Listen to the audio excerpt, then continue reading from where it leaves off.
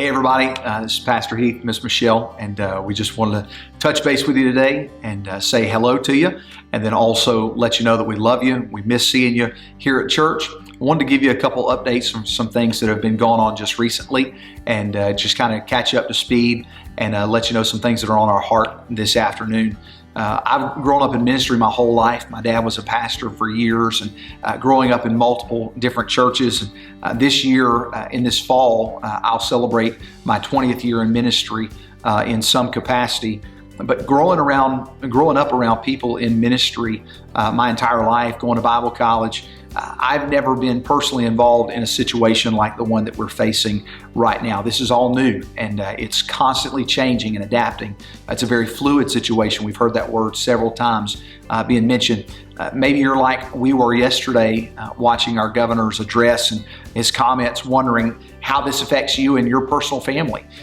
We know that families are now being put in situations where there's unique childcare restraints, there's new schooling options, and there's new church options, all of those different things. And the purpose of this video today is to let you know what we're doing as a church in light of the comments that were made yesterday. Let me say first, right out of the gate, we're going to be fine. First things first, God is still in control. Our church is still moving forward by faith. We're still seeing decisions made every single week that affect eternity, and we are going to be fine. Everything is going as the Lord has planned, and we are by faith trusting in Him during this time. So first thing, we love you, and God is in control, just like He always has been.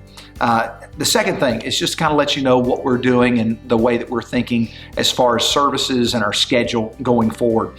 Effective immediately, we'll be moving all of our services to live stream throughout the entire month of April. That's longer than we had originally planned to go, but that seems to be the best course of action for our church. And I've heard people on both sides of the coin say, we should obey God rather than men, like it says in Acts chapter 5. Or we should honor the government that God has given to us, like it says in Romans 13. And I honestly feel like right now that we should be honoring God's authority by recognizing the government's authority that He's placed over us. With the current situation that we're in, we have to do what's best for the entire church body and not think about just a few individual people. We're going to do a few things differently during this time. We're looking at ministry as a whole differently. And honestly, we've never had to do any of these things before. But we're put in this unique situation for this time. We're still going to live stream all of our services on Sunday mornings, still going to have our kids' time. We're still going to have Wednesday night services. But on April 5th and the 12th, we're going to do something a little bit different. We're going to have drive-in church, and it's going to be exciting. It's going to be something we've never done. It's going to be fun, and it'll be exciting just to be back together as a church family. And we're going to be communicating with you throughout the next week or so, giving you details. You can go to our church website, crossroadsforme.com. You'll be getting an email in church family, and you'll be getting all that information, giving you detailed description of what we're going to be doing, how we're going to be doing it. But it's going to be awesome, and it's going to be great just to kind of be back on the property together. Even though we might not be inside the building together, we'll still be together as a church family.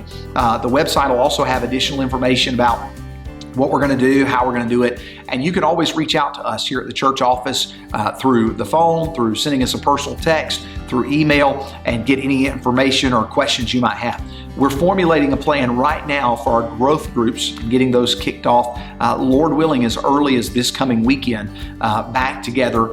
And we're going to announce that tomorrow night during the evening service. So you don't want to miss that. Tomorrow night, 6:30 during that service. We're utilizing some new technology that's been made available to us that we never used before, but it's going to keep us connected in the days ahead as we go through this together. So in closing, let me just encourage you to do a few things to stay united at this time. The one thing that we can do, the most important thing we can do, is to stay connected. And we can do that a whole bunch of different ways. That could involve making a phone call to somebody. That could involve sending a text or writing a personal letter to somebody, sending a video message to somebody, just letting them know that you're thinking about them, telling them that you miss seeing them. But take this time. I want to encourage you to take this time to reach out to others in our church family, not just in your age group, but beyond that. It's going to be vital right now to make sure that we are communicating with one another very clearly, very efficiently, making sure that we're all united. Another thing that you can do is to be involved through our live stream services on YouTube Live, through Facebook Live, and in our Zoom meetings that are going to start this coming week. Michelle and I are personally going to be reaching out to you towards the end of this week to allow you an opportunity to connect with us, to talk to us personally, to share prayer requests, praise reports together. And I want to encourage you to do that. This is a brand new platform that we'll be utilizing together to fellowship together, to stay connected, to stay united, just like Crossroads is known for, that welcome home atmosphere. We want to continue that even when we're not able to meet in person. On a conference call last night, the governor praised different churches that were utilizing technology and new methods to be able to connect churches together. And he praised those churches who are already doing that. And I'm excited that we at Crossroads are already doing some of those things. It was exciting to just have that pat on the back, knowing that we're already doing what we can and trying to look at other innovative new methods to be able to stay connected with each other. We're going to do our best in the days ahead and the weeks ahead for what's best for you, for our church family, to stay united. We love you, we're praying for you, and we hope to see you very soon.